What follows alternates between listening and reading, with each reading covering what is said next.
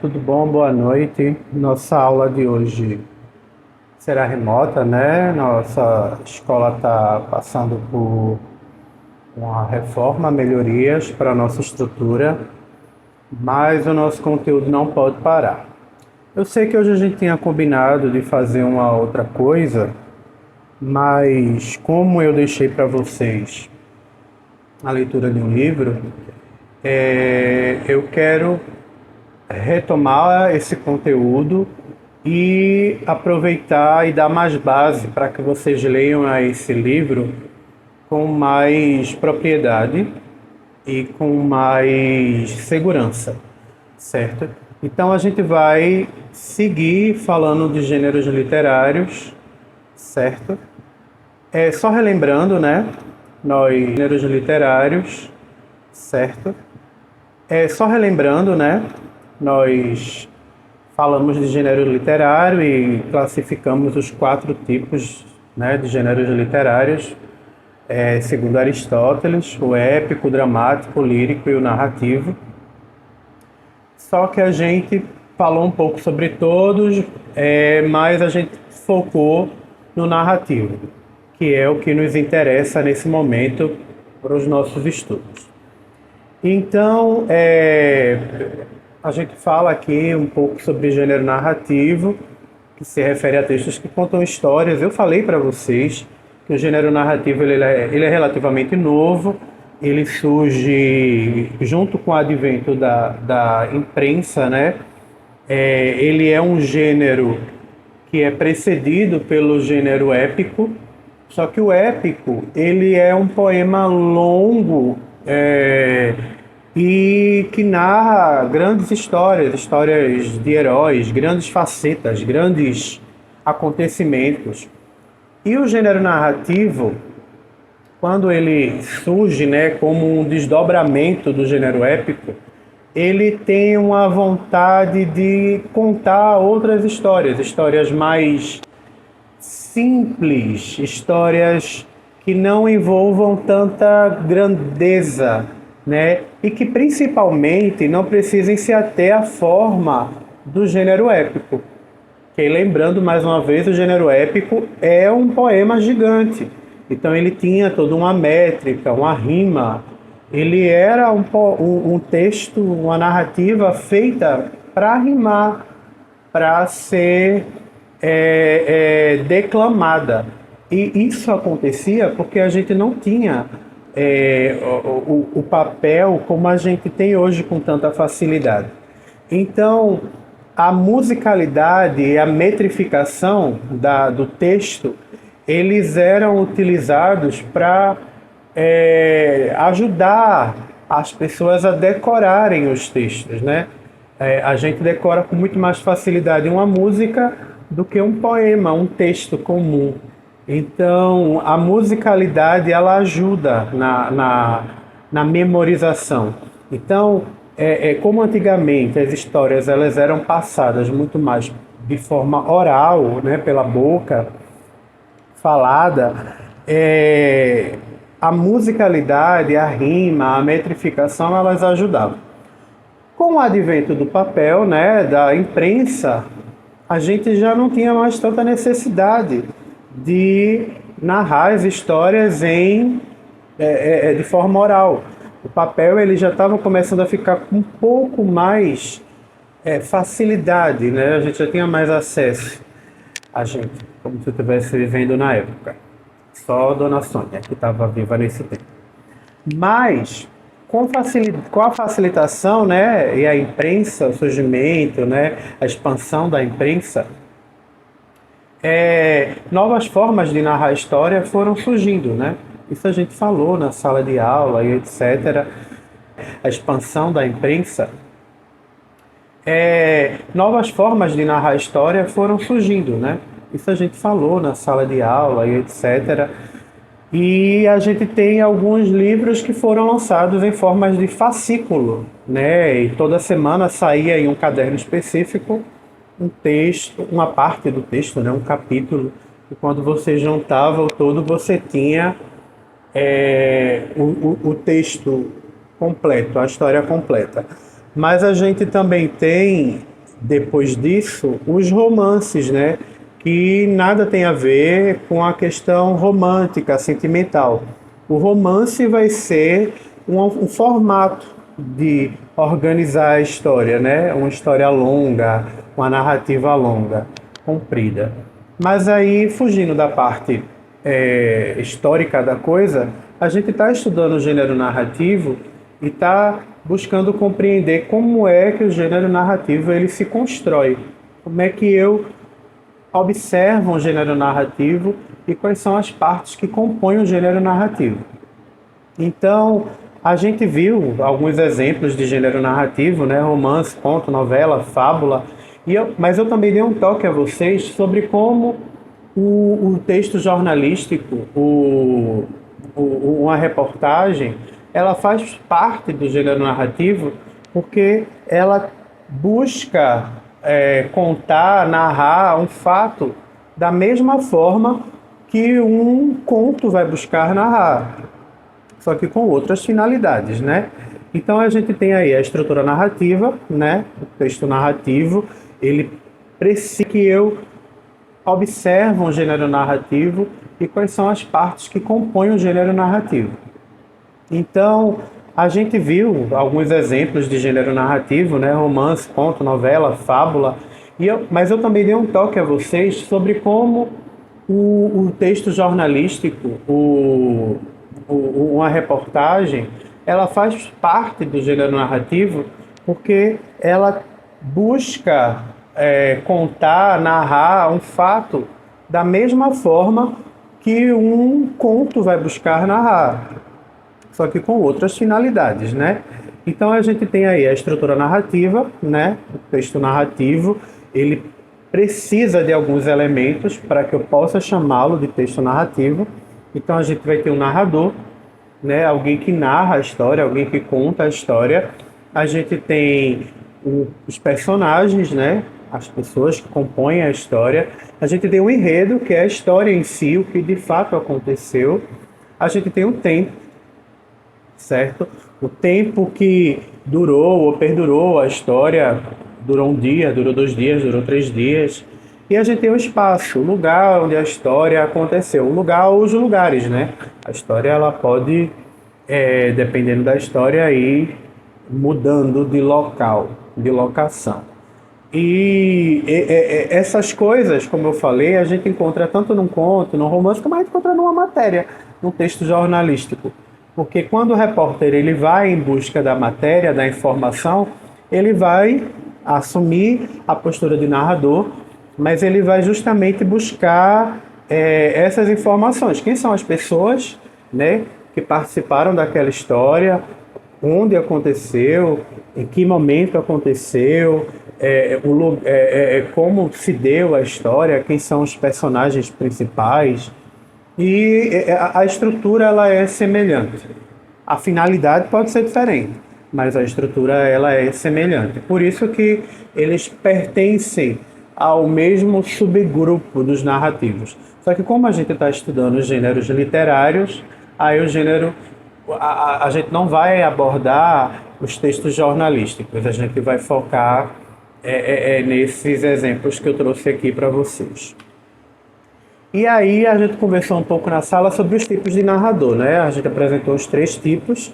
A gente tem o narrador onisciente ou onipresente. Eu gosto de dizer que a gente tem o narrador onisciente ou onipresente. Eu gosto de dizer que o narrador onisciente e onipresente, ele é corpo, alma e coração, ele sabe de tudo, ele observa a história de cima, ele é o narrador Deus.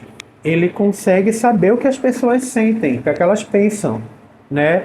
Ele narra a partir de uma percepção do todo, né? Ele não narra só baseado no que ele vê. Ele fala sobre o que ele vê, ele consegue falar da ótica da outra pessoa, ele consegue falar do sentimento da outra pessoa, do pensamento da outra pessoa, porque ele está em todos os lugares, inclusive no pensamento, no coração, na mente das pessoas, né? A gente tem o narrador observador, que ele só consegue narrar baseado no que ele vê e no que ele ouve, certo? Então, ele só vai, a narrativa dele vai se limitar a narrar eventos que ele estava lá observando ou que alguém contou para ele, certo? Então, é, ele vai ter informações, mas as informações elas vão chegar dessas duas formas. Ou ele obteve essas informações porque ele viu, né, e ouviu, ou alguém contou para ele, certo? E aí ele repassa para a gente, que nós, né, que somos os espectadores, né? E a gente tem o narrador personagem, que ele é meio parecido com o narrador observador, mas aí ele participa da história, certo? Ele consegue narrar baseado, ele consegue narrar tudo o que ele viu e o que ele ouviu e o que disseram para ele, só que ele participa. Então a gente fica sabendo dos sentimentos dele, né, dos pensamentos dele, né? Mas a gente não consegue saber do que o outro pensa, do que o outro sente, né? A gente tem a percepção de quem narra, porque ele é o narrador, mas ele também é personagem. Ele é afetado pelos fatos que estão sendo narrados e desenvolvidos ali na história, né? Então, como identificar, como saber que tipo de narrador eu estou lidando quando eu leio a minha história? Bem, o narrador onisciente, onipresente, ele vai narrar na terceira pessoa. Mas aí o narrador observador também ele vai narrar na terceira pessoa. E como é que eu faço para distinguir? Veja bem, o narrador observador, ele vai narrar na terceira pessoa, ele vai dizer, olha, aquela pessoa caiu, né?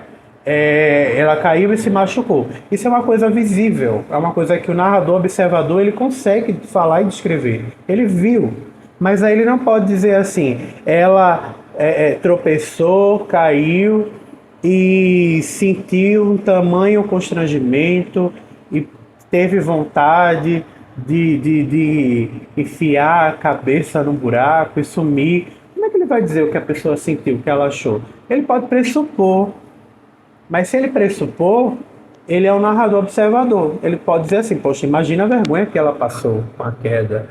Mas não dá para ele dizer assim, ela caiu porque estava com o pensamento longe, ela estava pensando no que iria fazer em casa, ela estava preocupada com as contas para pagar. Como sabe se ele não está dentro da mente, dentro do coração?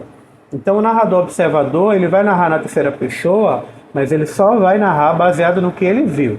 Já o narrador onisciente, onipresente, ele vai narrar na terceira pessoa, mas ele vai narrar e conseguir falar sobre sensações e emoções que a pessoa que ele está contando, né, as pessoas da história, que elas sentem. Então ele vai poder dizer que a pessoa teve vergonha, que ela amou, que ela gostou, que ela adorou, que ela sabe. E isso não baseado em percepções. Ele vai falar de fato que ele sentiu. Ele vai poder dizer assim, a pessoa, apesar de aparentar gostar, no fundo, ela odiou ter ganho aquele presente. Então, assim, como é que a pessoa ela sabe que no fundo a outra odiou? Porque ele é um narrador onisciente, onipresente. Ele sabe de tudo. Ele está na mente, ele está no coração. Então, na hora de tentar diferenciar narrador observador do onisciente e do onipresente, eu só tenho que lembrar disso. O narrador onisciente e onipresente, ele sabe de tudo. Sentimentos e pensamentos. O narrador observador, ele só fala do que ele observa e vê, do que ele ouve, né? E o narrador personagem é mais fácil, porque ele vai narrar na primeira pessoa, ele faz parte. Então ele vai narrar utilizando o eu ou o nós, né? Nós caímos, nós saímos, nós curtimos, eu adorei, eu gostei, eu senti. Eu vou conseguir na narrativa encontrar adjetivos ligados a sentimentos subjetivos, que são ligados ao eu, a pessoa de quem conta. Então, o narrador, personagem, ele vai se envolver com a história. Ele faz parte da história, certo? Então, eu consigo observar que tipo de narrador eu tenho baseado na história, como ela é contada, e eu também consigo observar baseado em questões estruturais, como o uso de pronomes, certo? No caso de narrador onisciente e onipresente, o uso dos pronomes da terceira pessoa, tanto do singular como do plural, né? E lembrando que quando a gente fala de pronome de terceira pessoa, a gente não está falando só dos pronomes pessoais, né? A gente também está falando dos pronomes pessoais do caso reto. A gente também está falando dos pronomes oblíquos, então não esqueçam. A mesma coisa do narrador personagem. Eu terei a presença estruturalmente dos pronomes da primeira pessoa, mas aí não são só os pronomes pessoais do caso reto, o eu e o nós. Eu tenho o me, o mim, e isso daí vai fazer com que eu perceba que quem narra faz parte da história, certo? Ah, ele me deixou triste com aquela atitude que ele teve. Olha, como é que se me deixou triste e faz parte da história, então eu faço parte da história, certo? E outra coisa que a gente tem de interessante na narrativa são os personagens. Geralmente, toda a estrutura narrativa ela vai dividir os personagens em níveis, em categorias. A gente tem os personagens principais, né, que a gente chama de protagonistas. Dentro desse grupo de protagonistas, a gente geralmente tem os antagonistas dos personagens que não se bicam, eles se odeiam, eles têm um entrave, uma briga entre eles, e são eles os grandes nomes da história. Só que eles, em volta deles, eu tenho personagens que a gente chama de coadjuvantes, né? São personagens secundários que se relacionam com esses personagens e fazem a história girar, né? Eu trouxe aqui como exemplo para vocês personagens de Avenida Brasil. Por exemplo, Nina, Carminha, Tufão e Jorginho, eles eram os protagonistas da história. E Nina e Carminha, elas eram antagonistas, né? E aí a gente tem os outros personagens que, de certa maneira, eles se ligam com esses personagens principais. Em algum momento, o núcleo em que um personagem secundário ou coadjuvante faz parte, ele vai se relacionar com o núcleo dos protagonistas, né? Por que existe isso? Por que isso acontece? Para a história ela andar, né, progredir e não ficar focada só naqueles personagens. Eu posso fazer isso, focar só nos protagonistas, eu posso. Mas a gente, enquanto protagonistas, por exemplo, da nossa própria vida, a gente se relaciona com pessoas que são coadjuvantes, né? A gente não é uma ilha, a gente se relaciona com outras pessoas. Então, como a ideia do texto, da literatura, emular, imitar a vida real, na vida real a gente se relaciona com outras pessoas. Então, toda hora, né, os coadjuvantes, eles entram para fazer a história girar, para fazer a história se movimentar. Então, de repente, o protagonista, ele namora com uma coadjuvante, e aí tira o foco, e aí descansa um pouco da imagem de um dos outros protagonistas, e de repente o outro protagonista volta. E acontece, às vezes, no caso de novela, de um personagem que era para ser coadjuvante ganhar tanto destaque que ele acaba se tornando protagonista. Eu acho que eu lembro de uma novela, Páginas da Vida, não, Amor à Vida, aquela que tinha Félix. Ele era um coadjuvante. A personagem principal era a irmã dele, né, Paula Oliveira. Só que a história dele ficou tão interessante, ganhou tantos contornos, né, que ele acabou se tornando um protagonista da novela. Isso não vai acontecer muito em livros, né? Mas a gente, porque o livro, o autor até pode, quando ele está escrevendo, de repente ele vai, não, vou dar mais destaque a esse personagem aqui. E aí, mas isso é mais complexo, porque o livro ele já é editado, fechado e pá. Mas como a novela é uma obra aberta, tudo pode acontecer, tudo pode mudar. E outro exemplo que eu gosto de usar bastante é do filme Tropa de Elite, por exemplo, que o narrador, a princípio, seria Matias, um dos policiais que, se eu não me engano, são dois policiais que estão pleiteando, né, o lugar do Capitão Nascimento, e que tem um negro e um outro branco, e aí o branco morre. E a história, a princípio, era para ser narrada por esse cara, né? Por Matias. Só que na hora da edição, depois do filme pronto, gravado, tá, gente? O diretor, o editor, na verdade, ele sentiu que o Capitão Nascimento, que era um protagonista, um coadjuvante de luxo, vamos dizer assim. O foco não era na história dele, ele era parte da história.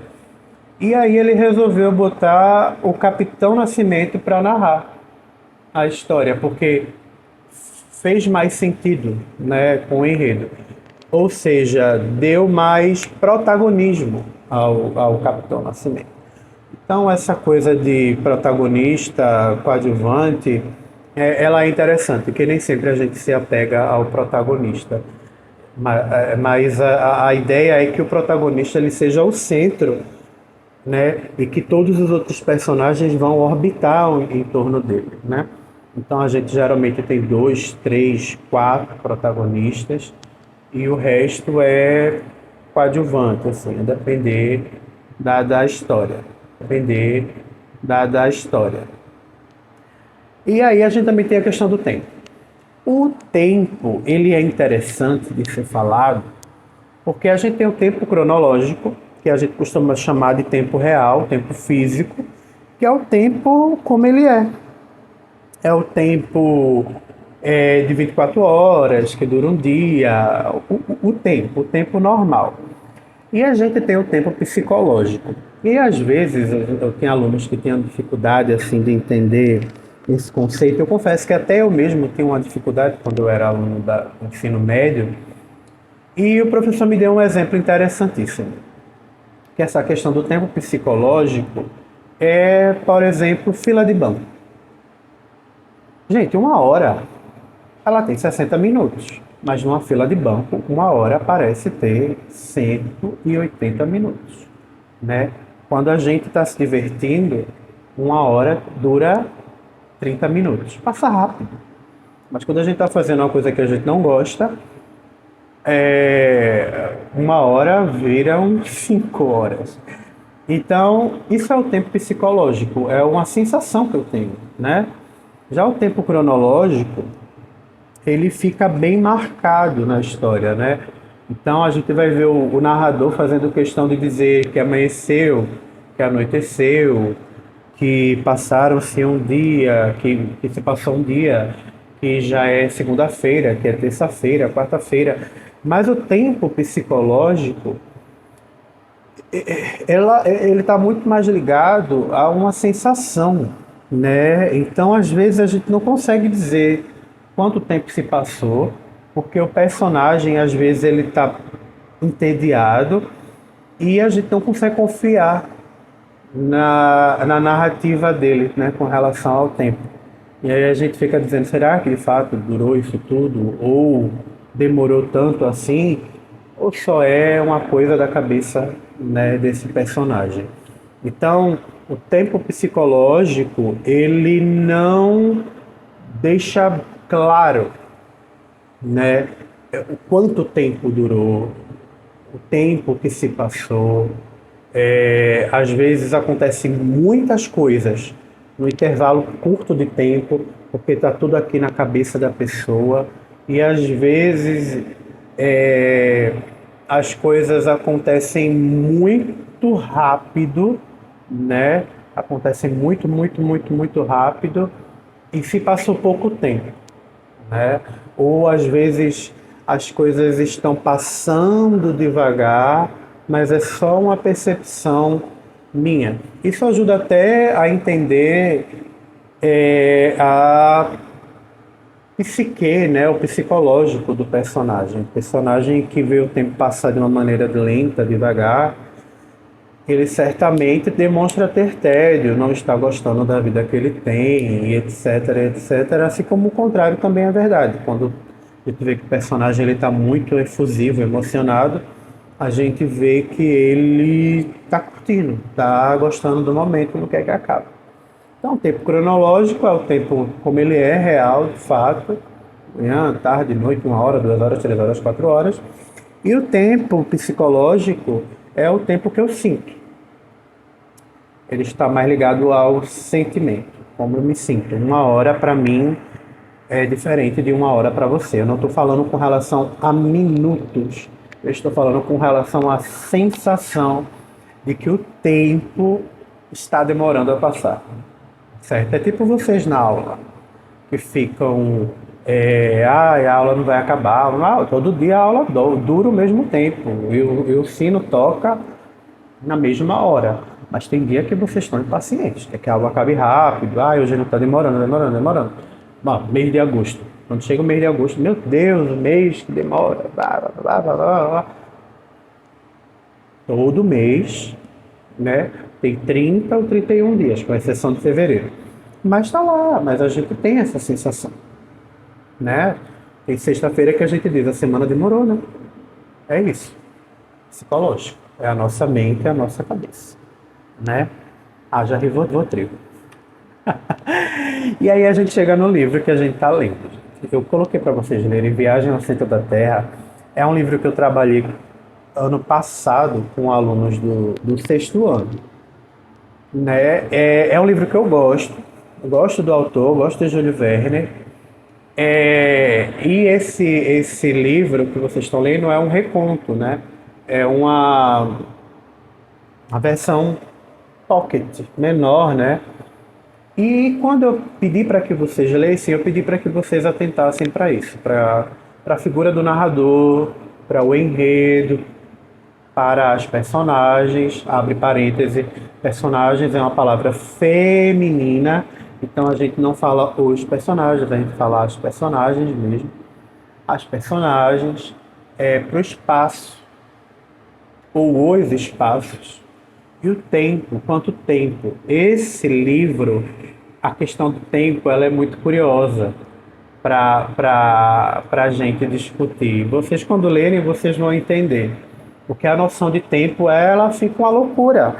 Porque, spoiler, quando eles conseguem chegar ao centro da Terra, eles não têm mais auxílio de marcadores para saber se o tempo está passando. Não tem mais o sol, não dá para saber se é dia, né? Então,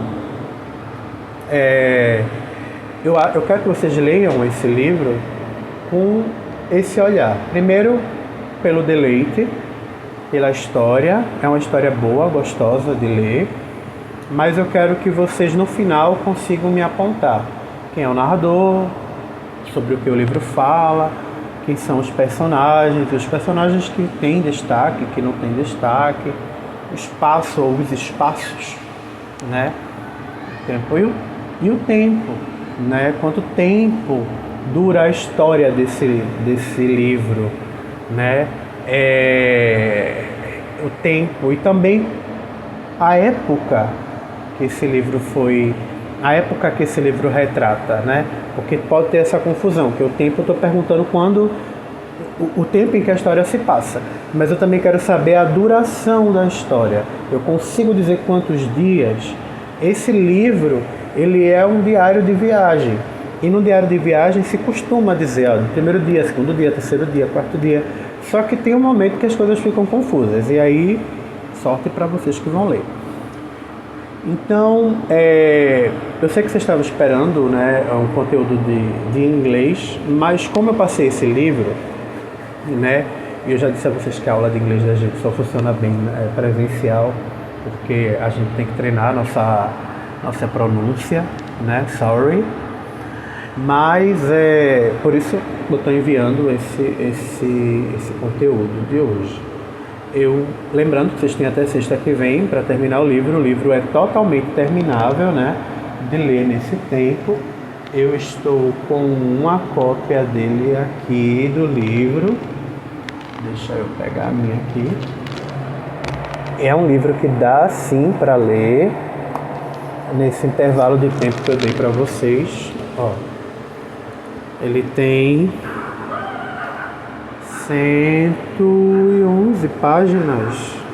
Nada, aqui são curiosidades. O livro acaba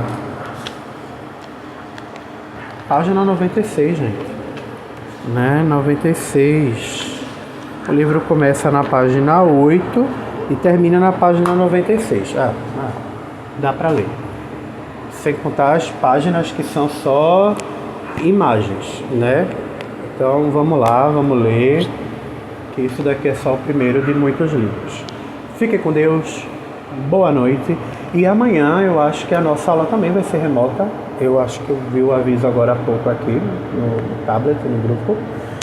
E aí eu já vou começar a preparar a aula de amanhã. Fique com Deus. Saudades de todos, mas em especial das minhas fãs. Vocês sabem quem são. Tchau. Até semana que vem. Fique com Deus.